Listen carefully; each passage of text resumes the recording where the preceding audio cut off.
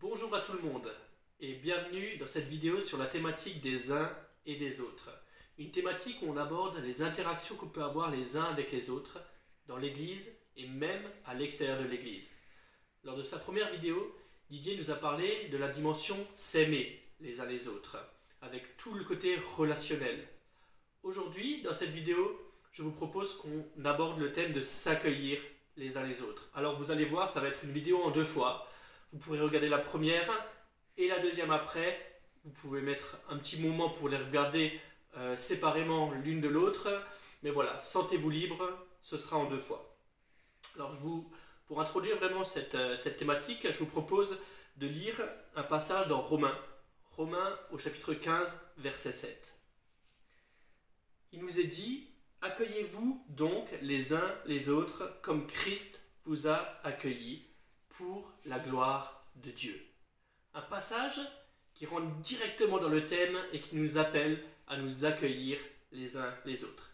Et tout de suite, j'aimerais vous proposer quelques secondes de réflexion sur un moment où vous avez été accueillis de manière agréable par des personnes que vous ne connaissiez pas. Alors ça peut être des voisins, ça peut être des gens chez qui vous étiez en voyage, dans un pays inconnu ou quoi que ce soit. Mais en tout cas, un bon accueil que vous avez reçu de la part d'un étranger.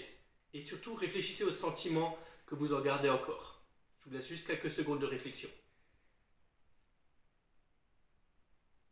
Ça va? Vous l'avez dans la tête?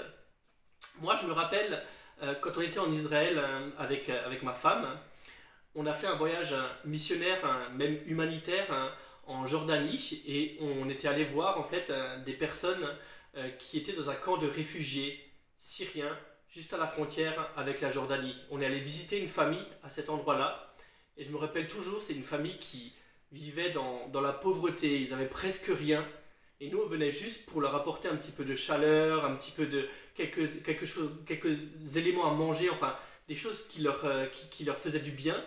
Et puis cette famille nous a accueillis d'une manière tellement agréable, avec du sourire.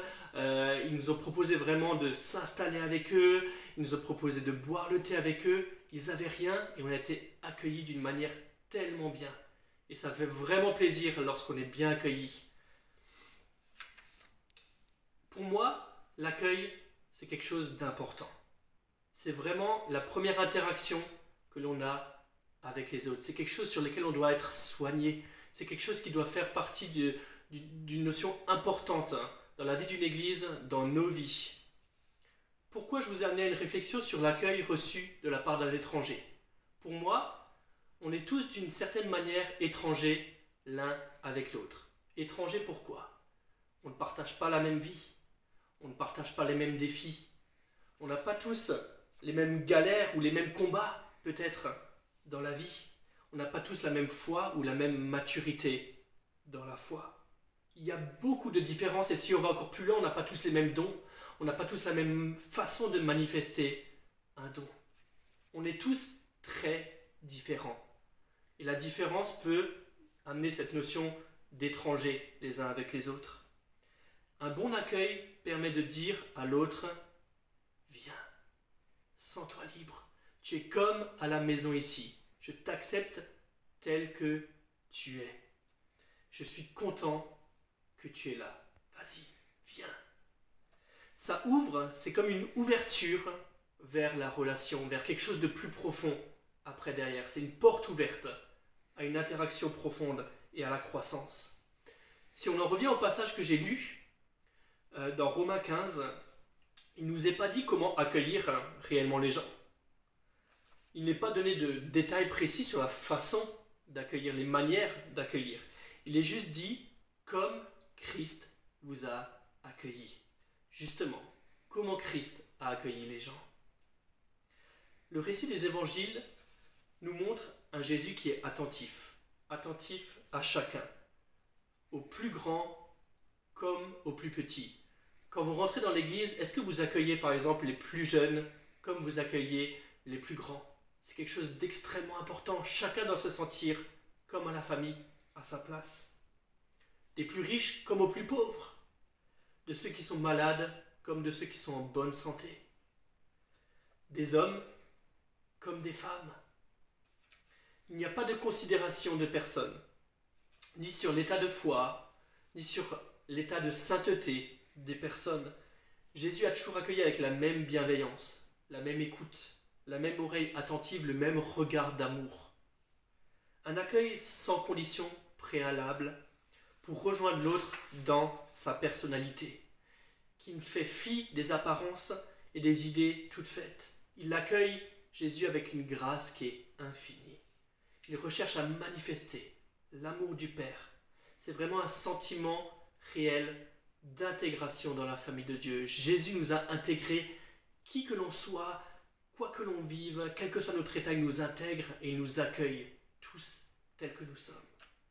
Alors voilà une question que j'ai pour vous. Comment souhaitez-vous être accueillis lorsque vous pénétrez dans une église? Comment souhaites-tu être accueilli lorsque tu rentres dans ton église? Est-ce que tu souhaites être accueilli par une personne avec un grand sourire, de manière chaleureuse, qui te dit « Je t'aime, viens, bienvenue à la maison » ou est-ce que tu préfères être accueilli soit par personne ou alors avec quelqu'un qui te regarde avec un air sombre et qui marmonne un petit quelque chose comme il y a de la place un petit peu dans le fond et ainsi de suite. Et j'ajouterais que ce que tu souhaites qu'on te fasse, fais-le de même pour l'autre. Accueille l'autre comme tu souhaites être accueilli par l'autre. Il y a un autre passage dans la Bible qui est attaché à la thématique les uns les autres et qui se rattache aussi à la notion d'accueil. Et ça se trouve dans Romains 16 au verset 16. Il est dit « Saluez-vous les uns les autres par un saint baiser. Toutes les églises en Christ vous saluent. » Saluer quelqu'un. Ça se fait habituellement au début d'une rencontre. C'est donc bien quand on accueille la personne. Alors il y a plusieurs façons de se saluer. On peut faire la bise sur la joue. Il y a même des pays où ils font la bise sur la bouche. Bon, c'est un peu bizarre. On peut se serrer les mains.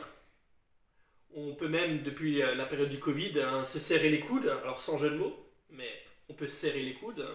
On peut faire une accolade. Il y a mille et une façons de se saluer.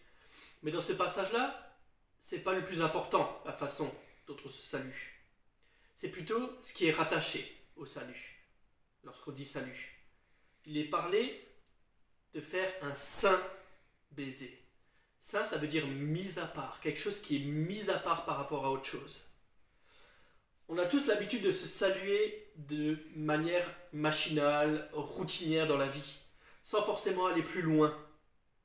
Par exemple, on a tous l'habitude de dire « Hey, salut, comment ça va ?»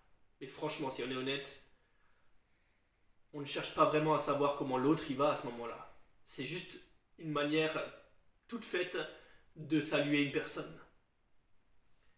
Dans l'Église, en réalité, nous sommes invités à se saluer de manière différente, mise à part. Notre salut et notre accueil doit être sans hypocrisie, authentique, sincère, plein d'affection et de tendresse.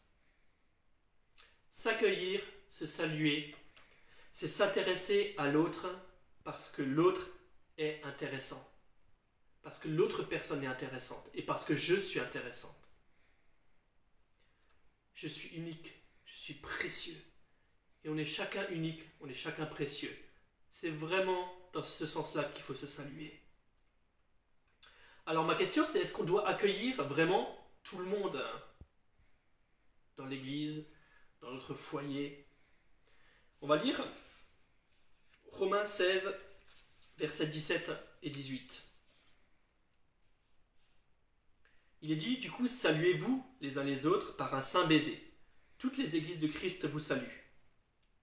Je vous en supplie, frères et sœurs, méfiez-vous de ceux qui provoquent des divisions et font trébucher les autres, en s'opposant à l'enseignement que vous avez reçu.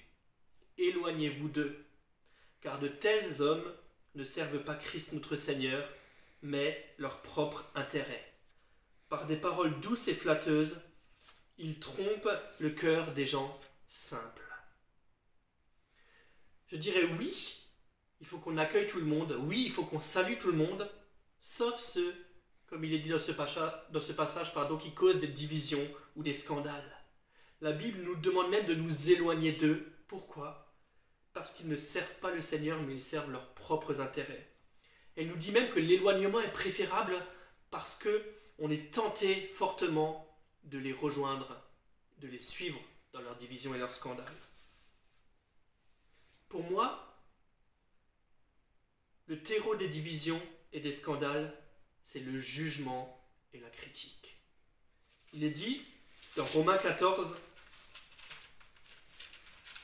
au verset 13, «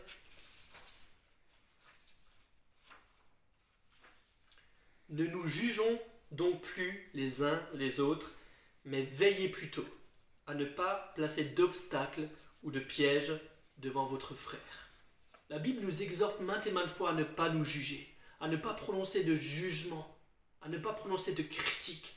Et je vois tellement de jugements, tellement de critiques dans l'Église. Un tel fait les choses de manière mauvaise. J'apprécie pas comment est-ce qu'il intervient, comment est-ce qu'il prêche. J'apprécie pas telle personne.